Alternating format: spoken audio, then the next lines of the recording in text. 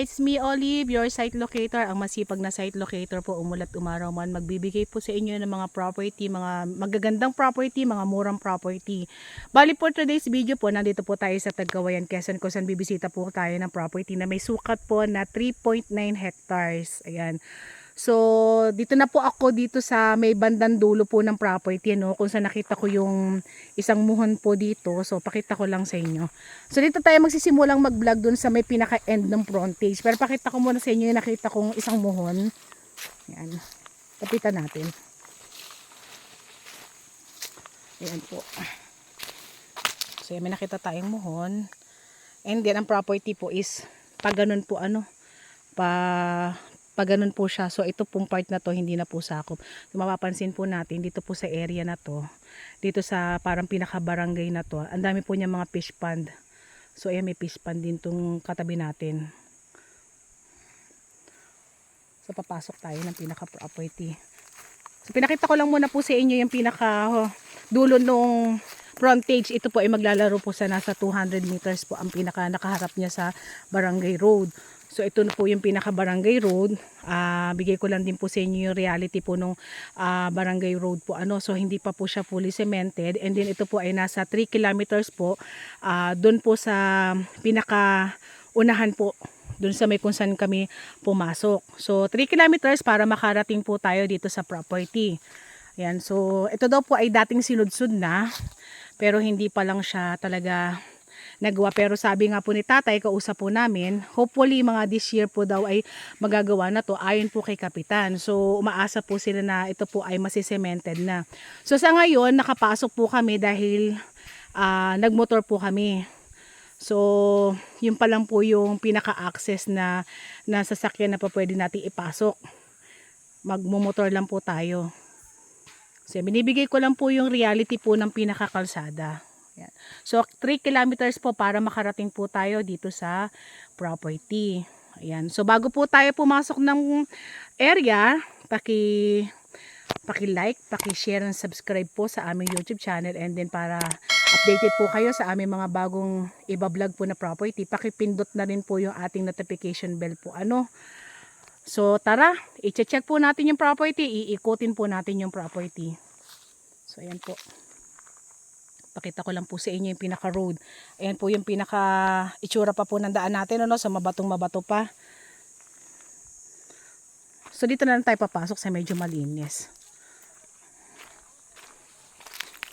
Mahaba naman yung frontage niya, kaya lang hindi magiging safe sa atin kung sa medyo madamo tayong part papasok. So dito tayo sa medyo malinis. Kasama natin si tatay.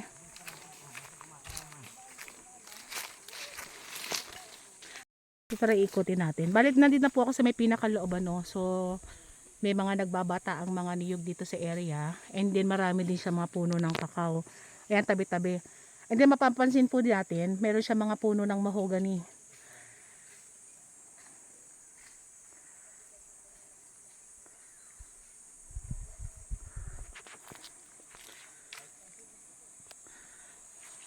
Ito tayo dumaan.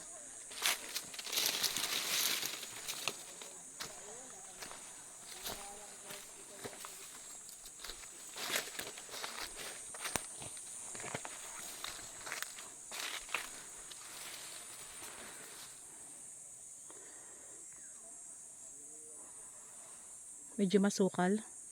Tara, ikot tayo. Medyo masukal po dito sa may unahan, Pero yan, makikita natin, tabi-tabi yung mga puno ng mahogany. Ayan. Ito po ay may dating sukat na. So ito po ay may 4 na muhon. And then explain ko lang din po about po dun sa pinaka-title po. Ito po ay matured clover. And then 10 po yung magkakapatid na nagbebenta. So ito naman daw po ay lahat ay buhay.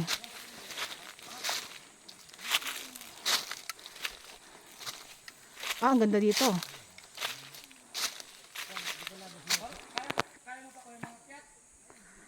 Ang ganda.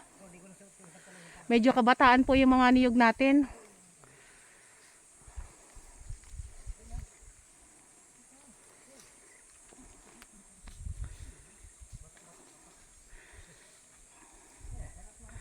Kagandahan po nito, nakaharap po tayo sa pinaka road.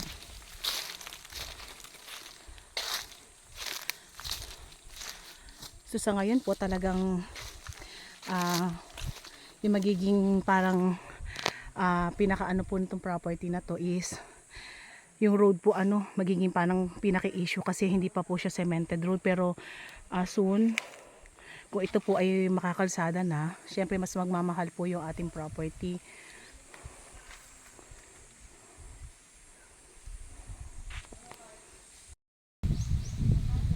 So tara, lakad pa tayo. Ay mga kasama ko. So kasama natin si tatay.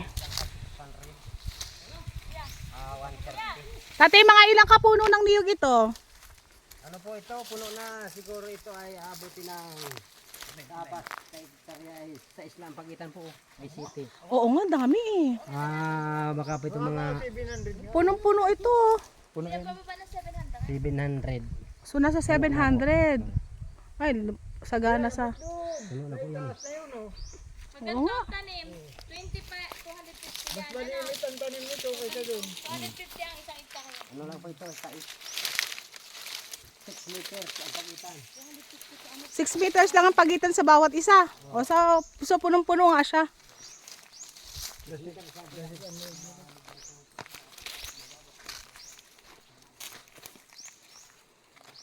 Mga po doon sa babaw na yun. Sa explain po ni tatay dun sa mga niyog na po na to So nung last na ani daw po niya is umani daw po siya na nasa 1,500 kabuo kasi hindi pa naman daw po kasi namumunga gaano yung mga bagong tanim. So hindi pa po siya lahat inaanihan. Dito na, dito na. O dito. Dito tayo. Dito tayo. Para doon tayo mauikot. Ito ang kagandahan na simula pa. Nung mabunga, kulang 2,000. Nakitang-kita po natin yung napakaraming puno ng niyog. So iba pa po yung mga bagong tanim ha.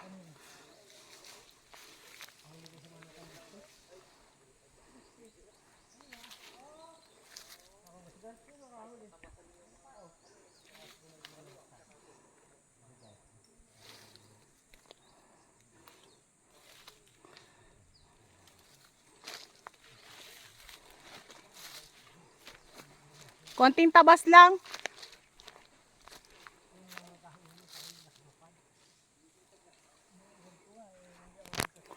So dun sa may part na yon, medyo slope na po tayo. Pero doon po karamihan daw po ng mga tanim talagang tabi-tabi na siya. So mamaya titignan natin kung maakyat natin. Pero kaya-kaya na maakyatin, kaya lang medyo madamo. So hanap tayo ng way na ba pwede natin pasukan.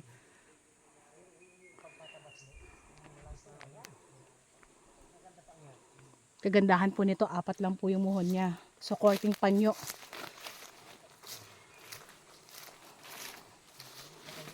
Pag mga maliliit pa man yung ganyan pa lang, hindi mo namamatay. Ang gusto niya yung mga ganyan. Alam na yung tag-init. Hindi pa na ulan.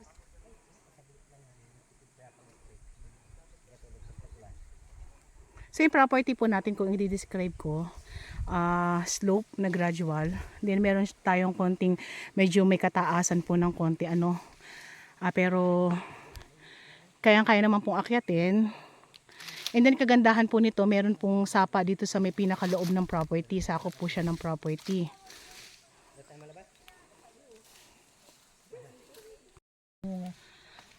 Meron pa po doon sa may ibabaw doon. Oo, meron. Yan pa, hindi pa naman yun. Ayan, punong-puno talaga, oh. So, Ito kasi sabay-sabay na itanim. kayo po nagtanim, tay? Okay. Dati ito ako nang tanim nito. Kaya ang ingat namin ay ate kami dito. So naghahati kayo ni, Yung may-ari. na may-ari. Kasi ito, wala man ito katanim-tanim. Hindi ko tinaniman. Kaya ako lahat nagpundar nito. Sa may taas po na yan, sakop pa po yung mga kumpul-kumpul na niyog na yan. Sa dako ron, maliliit pa yun yun. Pero medyo mataas po yung part na yan, tay, Oo, medyo mataas yan. Oo, Sa basukan. kita ko nga po, medyo may kataasan.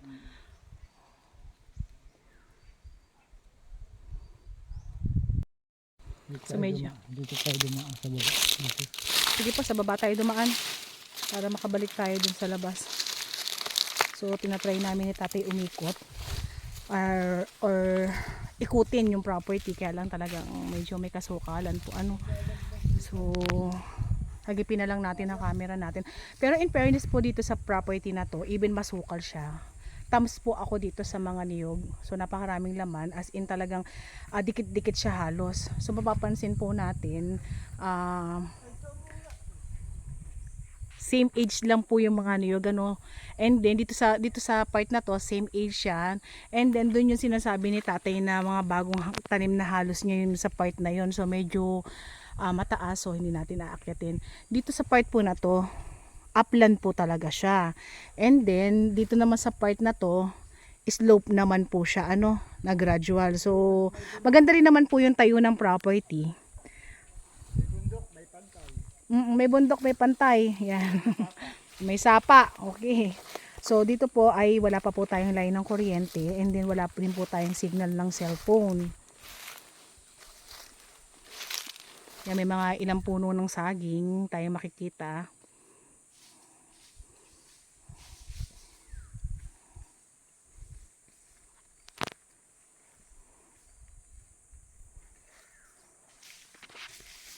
Gusto ko sanang puntahan yung area na yun kasi hanggang doon pa yun, kaya lang hindi magiging safe sa atin. And then ayan oh, ang ganda sanang maakyat. Abot tayo doon sa taas doon. Kwanta, malilitan yun. Opo, wag na po at napakasukal. Baka tayo maahas.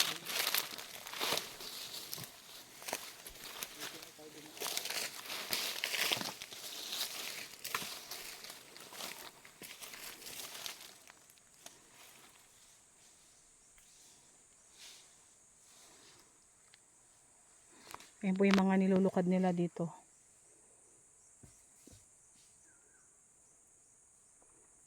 Tate, ano mga hardwood dito? Wala ba tayong mga puno ng matitigas? Yung mga Batino. batino meron. Ano pa? Ayun, batino yun nandun. Ano pa po bukod sa batino? Yun lang mahugan eh, lisak. Mahogany, lisak. Batino, mahugan eh, lisak. Tatlong klase. Tatlong klase lang. Okay.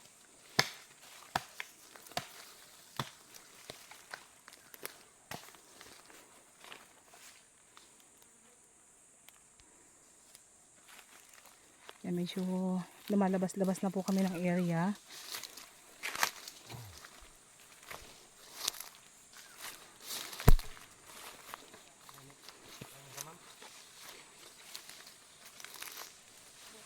Napaka very productive po nung property pagdating po sa niyog.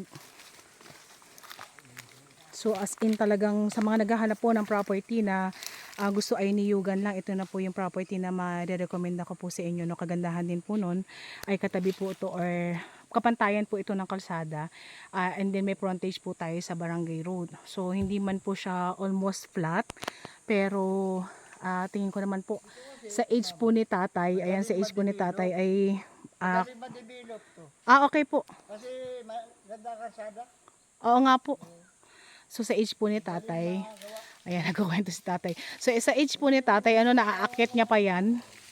So siya po yung nangunguha ng mga niyog. So I think naman po ay talagang hindi naman siya ganun kataasan. So kaya pa rin naman po nating akitin, lalo yung mga medyo bata-bata pa po yung mag-aabil ng property po.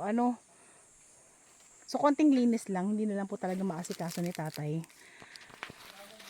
Pero kung sa quality, okay naman po siya.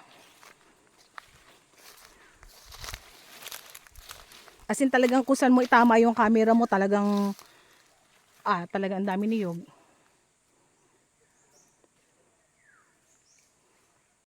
So yan po, bali lalabas na po kami ng property. Kung sakali po kayo po ay interested po sa mga naghahanap po ng property na niyugan, may return income, and then katabi po ng Barangay Road, ito na po yung marerecommend ko po sa inyo, no. So pwede nyo po kaming i-message sa aming WhatsApp and Viber po na mag-a-appear po sa inyo mga screen. And kung sakali po na meron hindi ako nabanggit about this property, meron po kaming description box po sa baba, so paki-click na lang din po iyon.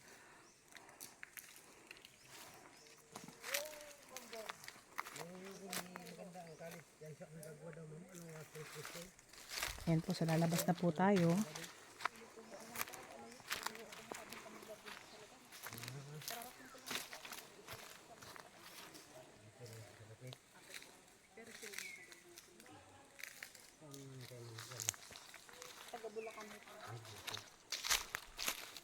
So yan po. Thank you po.